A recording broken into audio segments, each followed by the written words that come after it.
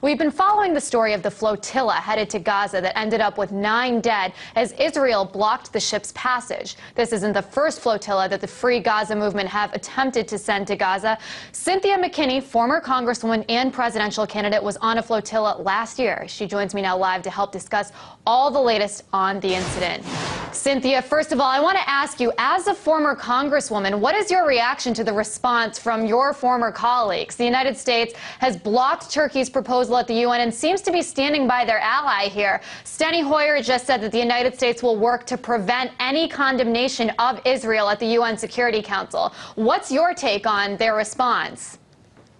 Well, it's a typical response that's bought and paid for by the pro-Israel lobby. And it's a sad fact that the people of the United States don't have true representation when it comes to their values versus the values of the pro-Israel lobby. They bought the executive branch, they bought the legislative branch, and unfortunately, we get these kinds of comments from one of the highest elected leaders in our country. And obviously, you know, the Israelis have their own point of view when it comes to this whole incident. Let's take a listen to what the Israeli ambassador to the United States said about this whole situation. Israel acted in accord with international law, under international law. Any state has the right to protect itself, certainly from a terrorist threat such as Hamas, including on the open seas. The United States operated under similar international law when it fought the Germans and the Japanese in World War II and stopped their boats on the open seas.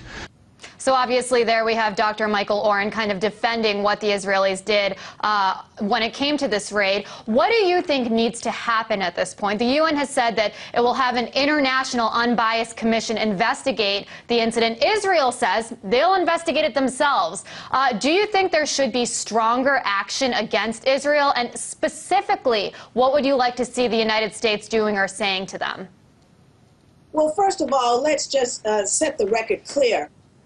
What Israel engaged in on the day that we celebrate as Memorial Day, where we salute those of our soldiers who have fallen in the wars of our country, what Israel engaged in was a crime against the people of Turkey, an international crime, committing an act of piracy, massacring people, which is murder, and kidnapping people.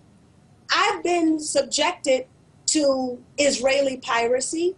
I was subjected to Israeli kidnapping, and I spent 7 days in an Israeli prison only because I wanted the children of Gaza to be able to have coloring books and crayons and art paper and to have a normal kind of school year like everyone else has for their children.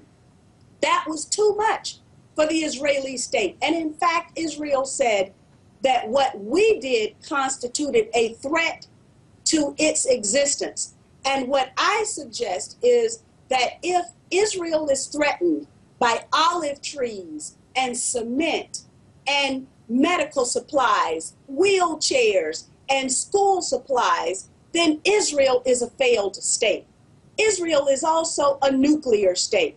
It was just last week that we got proof positive in the form of declassified documents from the apartheid era, declassified by the new government of the Republic of South Africa, that showed that Israel was willing to sell nuclear weapons to apartheid South Africa in a document signed by Shimon Peres and P.W. Botha. So what Israel says and what Israel does are two different things. And now what we need is an end to impunity, because we know that the European countries, as well as the United States and certain corporations, are all a part of the problem, because they allow Israel to commit these crimes over and over and over again.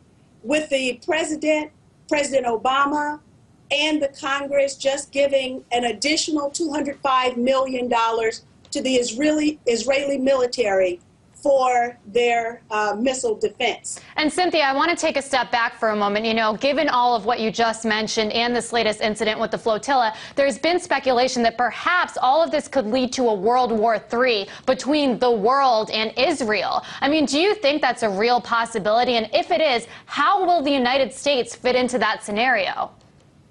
Well, of course, we have seen that Turkey invoked a meeting of the United Nations Security Council. And it's my understanding that Turkey has also requested a meeting at the ministerial level of the NATO member states.